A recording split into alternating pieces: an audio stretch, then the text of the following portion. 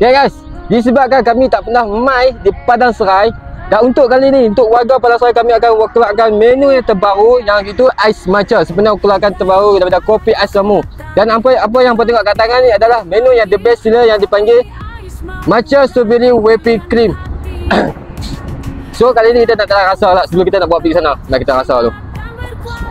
Tapi kali ni kalau kata apa nak try rasa, apa kena kacau dulu. Kacau bagi dia seperti dulu. Kacau.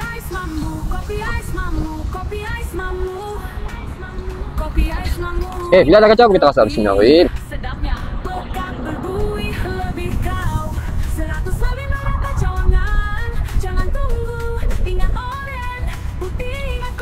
Okay, untuk kalau rasa dia antara matcha dengan strawberry tu, rasa dia memang sama balance. Dia punya strawberry pun dia kata tak terlalu masam, ataupun rasa matcha dia pun tak terlalu rasa rumput sangat lah. So rasanya sama-sama balance, sama manis dengan balance dengan masam dia. Okay guys, untuk warga Padang Serai, kami akan bertapak di sana sebentar sempena My Event Mega Food Festival at Choi Motorsport. Tarikh 26, 27, 28, 29, 30 selama 5 hari kami akan bertapak di sana. So untuk warga Padang Serai, mari dapatkan menu yang the best seller ni.